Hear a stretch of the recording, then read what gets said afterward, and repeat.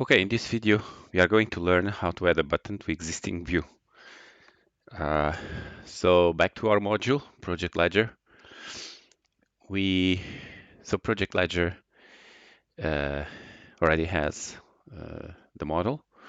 The model basically it's a ledger line. In some businesses, like for example, wedding planners or house flippers, they might want to control a different ledger than the one that you have on the project. Could be the customer ledger that is different from their own ledger in terms of profit and loss, right? So what we have here is just a ledger line. It has this field indicating that you can have different ledgers on the same project, and I created one which is a default customer ledger. And if nobody passes this field will not be shown. It will be just used.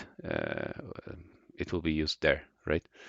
So we have it in a view here.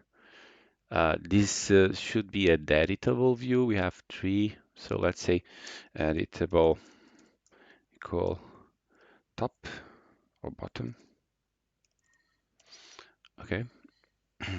Better top, I believe is better. Top. Okay. So we have all these. We have the project there. The ledger ID will also be here. Ledger ID. And we will be able to search by the name of the description of the ledger line, and we'll see them like this, okay?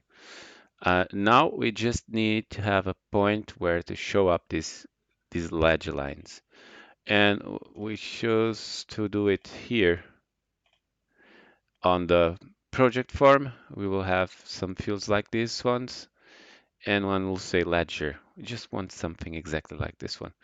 What we do, we go here and we say, okay, let's find the form ID.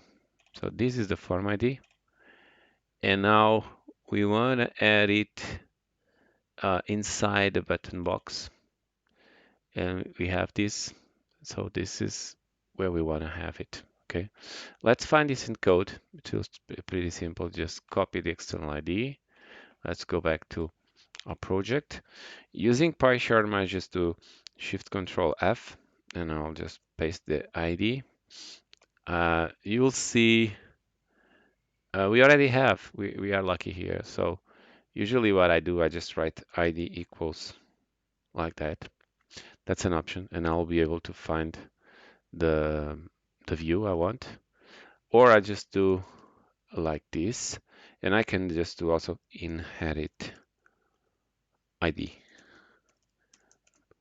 like this, and I might get lucky and have something already done for me. And that's what I find here. It's an action. We are not using an action for this one. We are going to use code.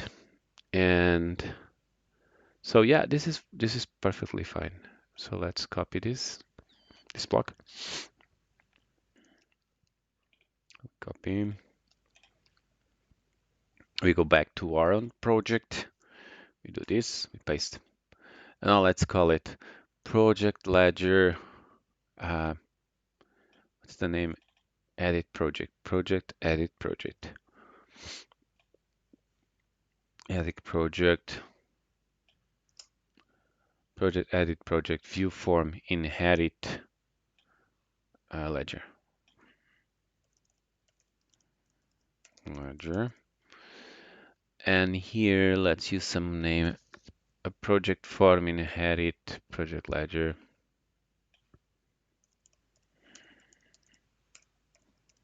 So I just look what it is already chosen in Odoo, and I just try to make sense of it. And yeah, the model is project.project, and you can see here, you can see on the top, this is the model, okay?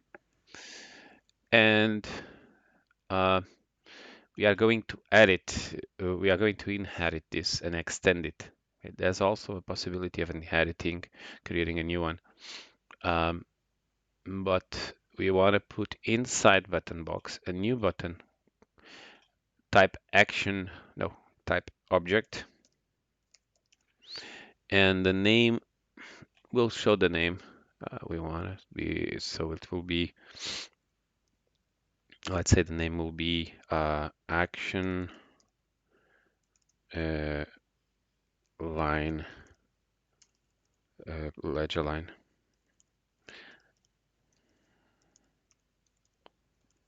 Line. And we don't need a context here. We'll send it from code. Icon, we can just search like this, FA, and we'll see envelope, asterisk, check, times circle.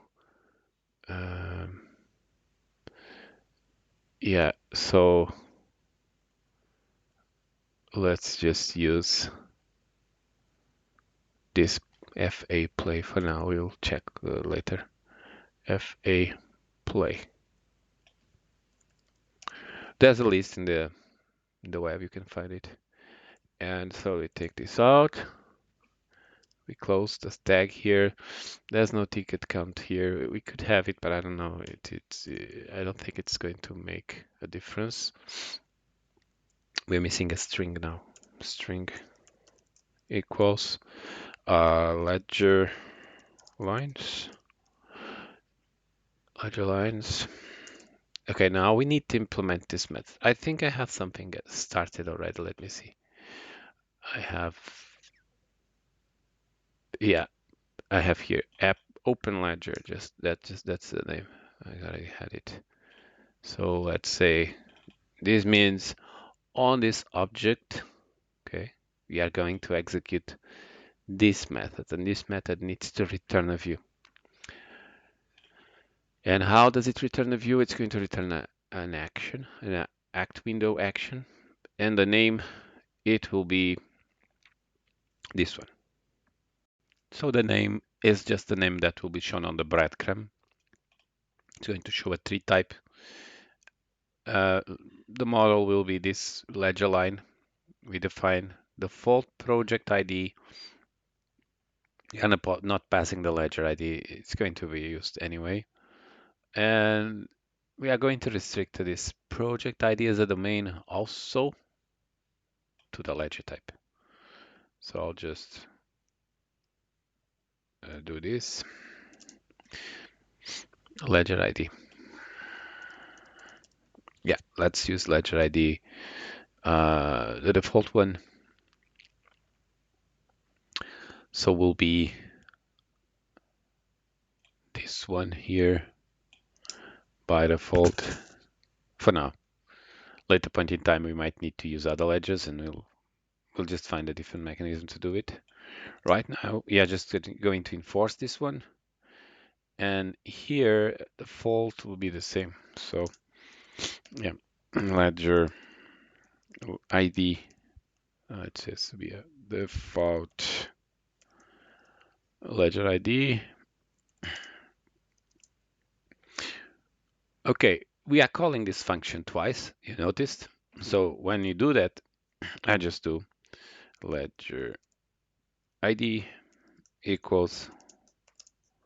So this way we only call this function once, and we will save time and use it here, and we'll use it here. It will be easier to read, and it will be faster because we just call this once, okay? So now we save. Saving in PyCharm, we just do Control S. So I'll just do it Control S, Control F5, and it's going to restart, and it's going to update our module. Okay, we got an error. Let's see why.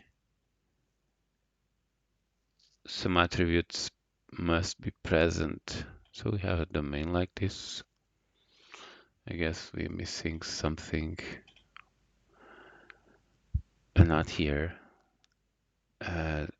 They are here, that's right.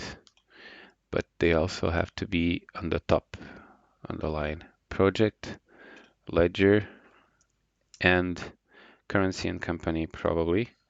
Because, strange, Yeah, it should be shown and not here on all views because they have to be. It's not that. Okay, this group, probably I use it here. Oh, I have it here. I shouldn't. Yeah, this field does not belong here. Okay. Of course, reading the log requires some practice. Here, so here, this one. And now let's refresh. So you got the button, ledger lines here. Oh, it's not. See what's the error. External ID, project ledger default.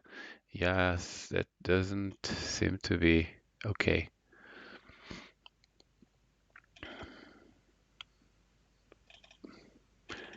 Project ledger doesn't seem to exist. Oh, okay. External ID not found in the system. Probably we are not loading this file on the manifest. We are not. Yeah, it was just copy path. Just copy this one, and we have to have it here, of course. I just add it all at once, but it's good, so you can also see.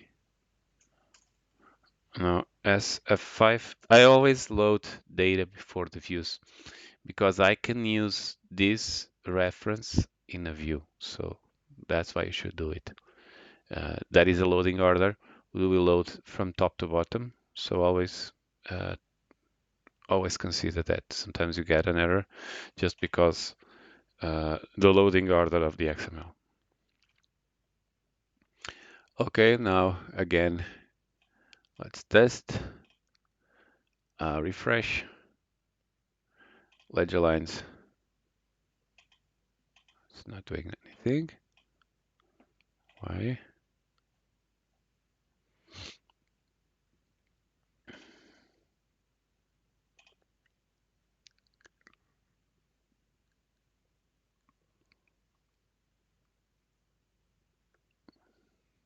This action is not. Okay, we need really a view ID. D equals to self env. No, self env ref. And this is pointing to the tree and then ID. So this is the name of our tree here. So this is a line tree. SF5. And now testing again. Refresh. Ledger lines. And there we go. So now I suppose if we create and say, for example, venue rental, venue rental for the event. Oh, this is the venue rental, and maybe here we don't have a ref, or we might have a ref FRT just to categorize our expenses. Quantity one, let's say it's more than one. We can say 2 months and then specify the amount, 1,200, and save. And there we go. We got a ledger line button inserted in our view. This is the display name we're showing here, using the same name as the object. And that's it for now. Thank you.